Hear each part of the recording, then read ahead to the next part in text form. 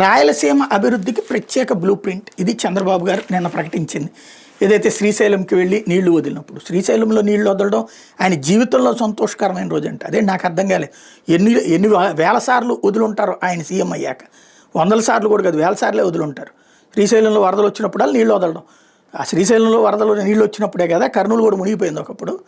అంత పెద్ద వరదలు కూడా వచ్చినటువంటి సందర్భం నీళ్లు వదలడం మరి ఇదే ఫస్ట్ టైం అన్నట్టు. ఒకటి, రాష్ట్రంలో కరువు పెద్ద ఎత్తున తాండవిస్తున్న సందర్భంలో అక్కడ నీళ్లు వదలడం అంటే ఆ ప్రాంతం ఎప్పుడూ నడుస్తూనే ఉంటుంది. ఇది ఒకటి. రాయలసీమ అభివృద్ధికి ప్రత్యేక బ్లూ ప్రింట్ అంట. ఇన్ని సంవత్సరాల తర్వాతన ఆయన 76 ఏళ్లకే, ఎన్నేళ్ల క్రితం ఆయన ముఖ్యమంత్రి? 95వ సంవత్సరం, ఇది 2025 సంవత్సరం.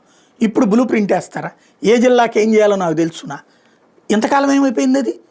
సుదీర్ఘకాలం పాటు అధికారంలో 82 నుంచి 83 నుంచి 85 దాకా, 85 నుంచి 89 దాకా, 94 నుంచి 2004 దాకా, 2014 నుంచి 2019 దాకా ఇన్నిసార్లు అధికారంలో ఉన్నటువంటి పార్టీ ఇప్పుడు బ్లూ ప్రింట్ వేస్తుందట.